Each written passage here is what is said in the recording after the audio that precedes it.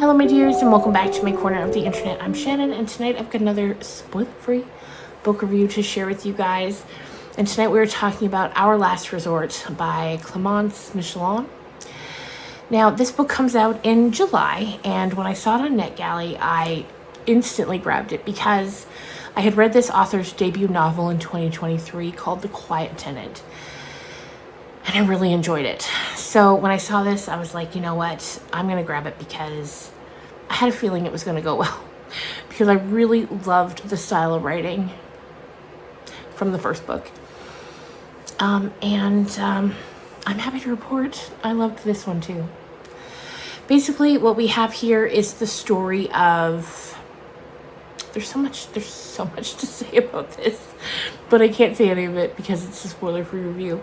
Anyway, this book opens up with our main character, Frida, and she is at a resort with her brother, Gabriel, and they're meeting up for the first time in a few years. They've drifted apart, and they're meeting up now, and then they're going to go film a documentary, or be involved in a documentary that's being filmed. And so when the book opens, we see Frida, and it's late at night, and she's outside of her suite at the resort, and she sees a married couple fighting in like the in the general area outside, and like it's a pretty intense fight, and she gets a little uncomfortable and she starts to back away. The wife sees her and kind of like shakes her head like don't get involved, so she leaves. The next morning that woman is discovered murdered. And from there, it's a back and forth between the present and the past. And so 16 years previous, what we learn is that her and her brother escaped from a cult. They were born into this cult, and it was run by this man, you know, of course it was. And he was, you know, he just kept them all in this compound, and the women were there to kind of do his bidding, and there were some men there, and then there were all these kids. And so they eventually escape. So we're getting that backstory, and we're getting the present day story with this murder at this resort. And then we learn that her brother has become a suspect for this murder, and that it's not the first time in his life that he's been a suspect in the murder of a woman. And we learn that 9 years previous, his wife had died, and he was a suspect, but nothing ever came of it because there was no evidence that he had anything to do with it. In fact, there wasn't really any evidence that she had been murdered. It could have been an accident. So that's kind of what we got going on here without giving anything away. This is like the setup right from the beginning, possibly even the back of the book. So we've got the cult. We're learning about that. We've got the present day murder at the resort. And then we've got the murder of his wife years ago. That's kind of, and it's all coming together as we're learning about it. And what I will tell you about this book, and in the same way that The Quiet Tenant did for me, I was nervous. Nervous reading this. Especially as we were nearing the end, I was like, oh my God, what is happening here? What's going on? I was genuinely nervous, and I felt the same way when I read The Quiet Tenant. This book is unput-downable. I read it all today.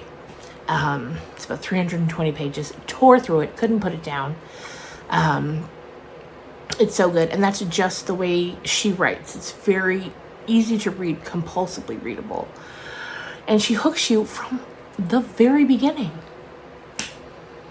So, like I said, this one comes out in July. If you haven't read The Quiet Tenant, go read that while you wait for this one to come out, because they're both so good. I gave The Quiet Tenant 4 stars. I think this one might be a 5-star. I think I loved it even more.